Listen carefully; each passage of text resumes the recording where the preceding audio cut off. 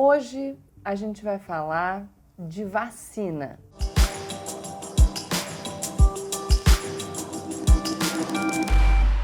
Olá pessoal, como eu sempre digo, a partir de agora, menos emoção e mais razão. Aproveita para se inscrever no canal, deixar o seu like e compartilhar esse vídeo com seus amigos. Hoje a gente vai falar de vacina e, consequentemente, dos anti-vacina. Então já prepara aí para a gente ter menos emoção e mais razão de fato no vídeo. Seguinte, estamos enfrentando uma pandemia. A nossa pandemia, nosso enfrentamento à pandemia já foi super politizado, não só no Brasil, ao redor do mundo, mas aqui no Brasil particularmente.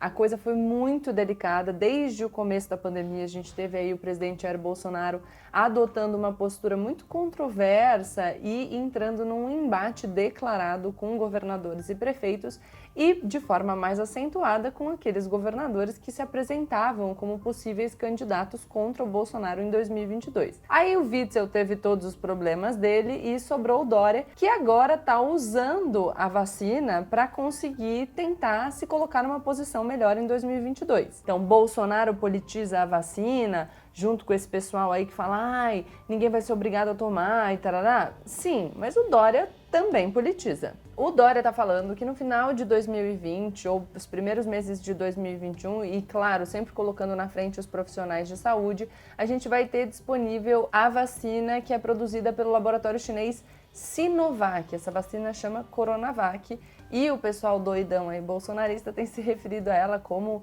a vacina chinesa.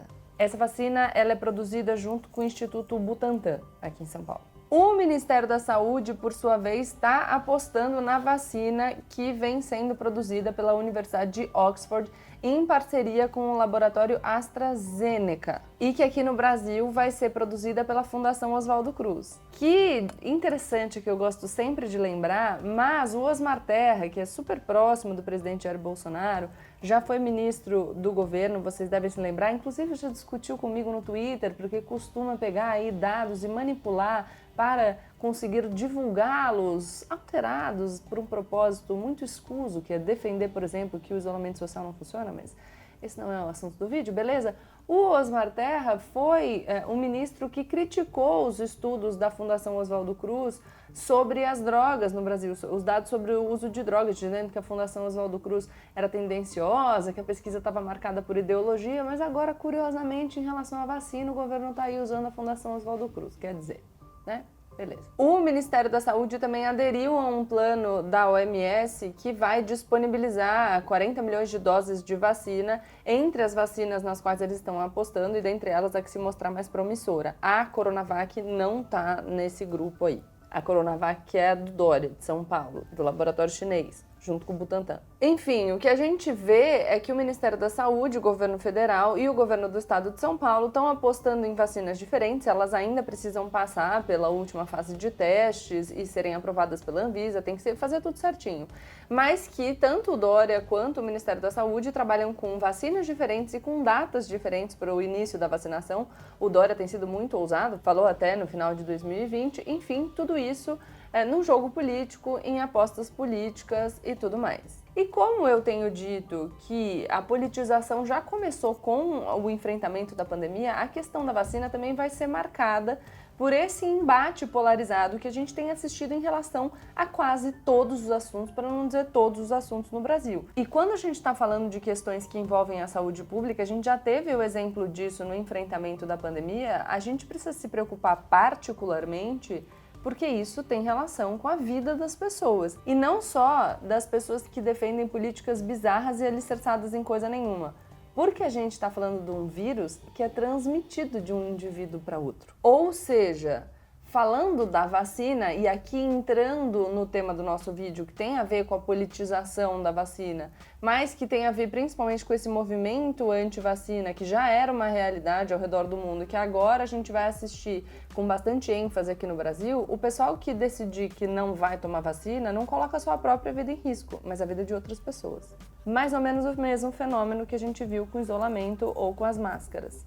A vacina chinesa, principalmente em virtude de todo o discurso do vírus chinês, então esse discurso de xenofobia contra os chineses, que determinou o tom durante a pandemia, não só do presidente norte-americano Donald Trump, mas aqui no Brasil, com declarações que foram intensamente debatidas na mídia do deputado Eduardo Bolsonaro, filho do presidente da República, que ofendeu os chineses e tudo mais. Uma pesquisa mencionada pela CNN Brasil mostrou que 46% dos brasileiros, quase metade dos brasileiros, disse que não tomaria uma vacina de origem chinesa. Esse índice cai um pouco quando se fala da vacina russa, mas ainda fica muito alto, em 38%, em relação a outras vacinas ele cai um pouco mais, mas 22% das pessoas disseram que não vão tomar vacina nenhuma de coronavírus. Então, vamos lá, já que a gente falou que essa discussão da vacina não é nova, embora a gente não tenha assistido essa discussão, acho que com tanto destaque na mídia brasileira, a gente já enfrenta consequências no Brasil desse movimento anti-vacina.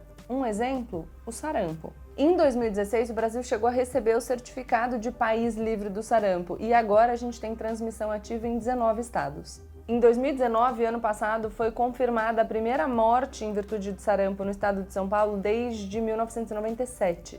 Ou seja, uma doença infecciosa evitável para a qual tem vacina, da qual a gente já estava livre e que de repente volta porque as pessoas se negam a vacinar os filhos e a vacinar elas mesmas.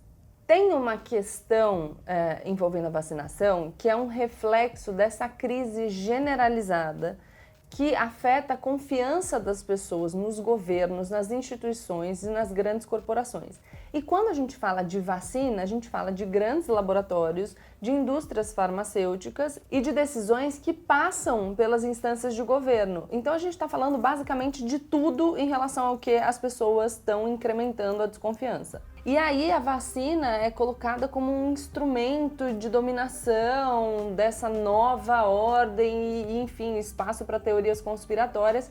E as pessoas, imbuídas de uma lógica liberal muito oportunista, dizem que tomar ou não a vacina é uma decisão individual e que, portanto, os cidadãos não podem ser obrigados a isso pelo Estado. Só que aí a gente vai entrar num problema de incoerência significativo. Primeiro, que eu disse para vocês que quando a gente fala de uma doença que é transmitida de uma pessoa para outra pessoa, a gente precisa pensar que a decisão tomada no plano individual, ela não vai ter reflexos só na sua esfera individual. Ela apresenta um risco para outras pessoas e quando o seu exercício de liberdade coloca a liberdade, a saúde, a integridade de outras pessoas em risco, o Estado tem o poder de interceder. Se não fosse assim, por exemplo, a gente não poderia ter regras que impedem as pessoas de defecar em público, né? Porque afinal, enfim, eu defeco onde eu quiser. Quando a gente começou a falar de medidas que interferem na liberdade individual dos cidadãos, principalmente em virtude da imposição de isolamento, do uso obrigatório de máscaras, muita gente falou que ninguém pode ser obrigado a fazer isso, que está dentro do plano da autonomia individual. E nessa mesma época o pessoal falou muito que o isolamento não adiantaria nada porque a gente precisaria adquirir a imunidade de rebanho, que é quando tanta gente fica imune ao vírus que ele enfrenta muita dificuldade para circular. Sabe como que a gente consegue imunidade de rebanho? Pois é, com vacina. Só que tem muita gente que por diversas razões não pode tomar a vacina. Essas pessoas, elas contam com a vacinação das pessoas que podem se vacinar para garantir a imunidade de rebanho, elas não serem prejudicadas, não serem colocadas em risco. Se a gente deixar a decisão de vacinação ou não para as pessoas individualmente consideradas, sem que o Estado possa interferir nessa matéria, eu decidir não me vacinar pode significar um risco muito importante para essas pessoas que não podem se vacinar. Nem se quiserem. É justo isso? É uma decisão que afeta só o próprio indivíduo? Vamos pensar o seguinte, essas pessoas que decidirem deliberadamente não se vacinarem, se elas ficarem doentes, o leito de UTI, o serviço do hospital, o medicamento, é uma decisão que importa só para elas? O serviço de saúde pública vai ser só o privado? Ou essas pessoas vão poder usar o serviço de saúde público? Quando a gente fala sobre incoerência, eu falei sobre isso de forma expressa numa das minhas colunas na Folha de São Paulo, eu acho muito importante a gente pensar que o pessoal que se alinha ao presidente Jair Bolsonaro e que tem se manifestado em favor da liberdade, da autonomia individual, na decisão particular de tomar ou não vacina, no geral é um pessoal que defende uma intervenção pesada do Estado na autonomia dos indivíduos quando a gente fala da política criminal e que defende, inclusive, a criminalização do porte de drogas para uso pessoal. Aí eu te faço uma pergunta, imagina assim, uma multidão, tá? No meio dessa multidão tem um indivíduo segurando um cigarro de maconha e outro indivíduo com coronavírus. Qual desses dois indivíduos apresenta maior risco para as pessoas que estão no entorno dele? Sim, o que está com coronavírus. Mas essa situação o Estado não pode interferir, agora o Estado pode criminalizar a pessoa que está segurando o baseado.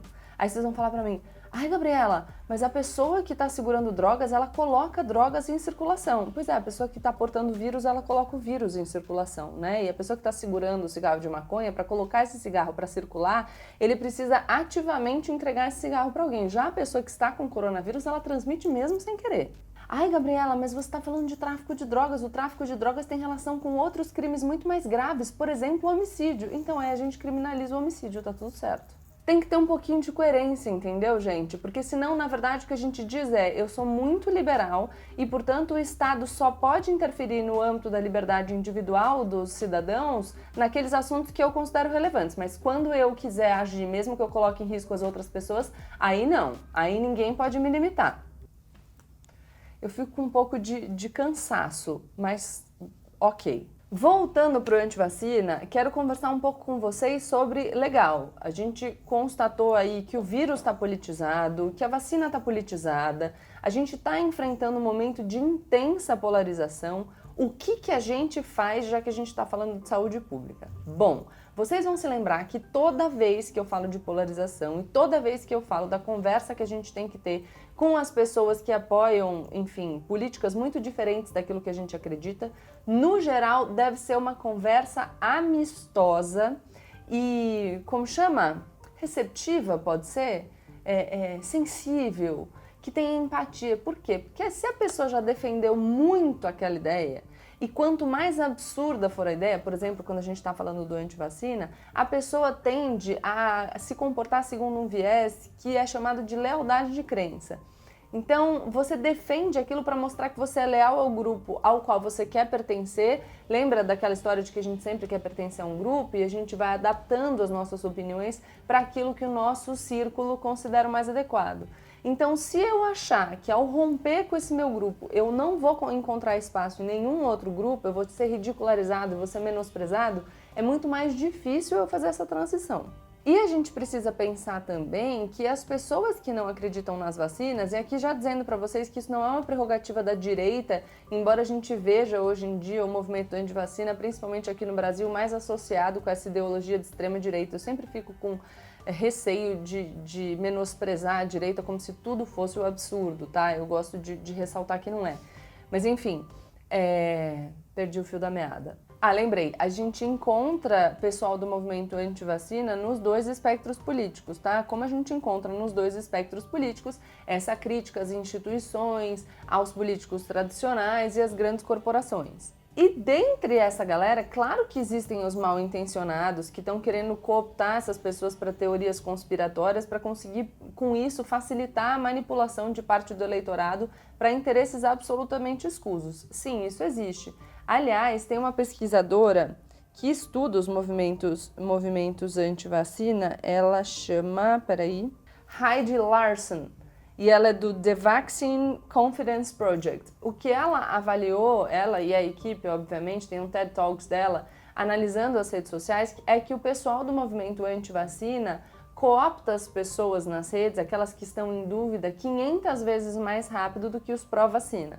Então tem uma galera que está em dúvida, que está buscando respostas, e quem vai lá, oi, tudo bem, olha só, qual é a sua dúvida, deixa eu esclarecer, é o pessoal do anti-vacina, e não o pessoal do pró-vacina para passar uma informação correta, alicerçada na ciência, que vai deixar essa mãe, que não necessariamente é uma doida, mas é uma pessoa preocupada com o seu filho, confiante para poder vacinar a criança. Então isso mostra que a gente precisa ter o cuidado de se apresentar aberto, entendeu? Para o questionamento, adotar esse tom mais conciliador, tentar sanar a dúvida, não ridicularizar a questão, porque se a gente fizer isso, a gente pode sentir uma satisfação momentânea, olha como eu sou esperto, olha como o outro é burro, mas a gente perde essa pessoa, e ao perder essa pessoa, a gente coloca outras pessoas em risco. Então a gente tem que ter estratégia, entendeu? E claro, pensar que tem o pessoal que está ali engajado na produção científica, mas que de outro lado a gente precisa de pessoas engajadas na divulgação da produção científica, de um jeito fácil, para que as pessoas compreendam, porque senão não adianta. Então, assim, claro que essa discussão da vacina tem várias questões por trás. Tá todo mundo correndo atrás de ter a vacina primeiro, porque ter a vacina antes de todo mundo significa que esse país vai abrir a sua economia antes de todo mundo, significa lucro para grandes empresas farmacêuticas. Então, tem todas essas questões por trás, mas ao mesmo tempo a gente precisa pensar na saúde das pessoas e conseguir achar um jeito de atingir essas mentes que estão em dúvida, que estão desconfiadas e muitas vezes em dúvida e desconfiadas com razão, para que a gente possa garantir que a nossa população não seja submetida a um risco desnecessário. E claro, a gente pode discutir quais são os limites da interferência do Estado na vida e na intimidade dos cidadãos, mas é sempre bom que a gente faça isso com algum grau de coerência, como tudo na vida, né? Não dá pra gente lançar mão de um argumento pela liberdade só quando nos convém e rechaçar violações à liberdade de outras pessoas, principalmente daquelas pessoas pelas quais a gente não tem muita simpatia, também quando nos convém.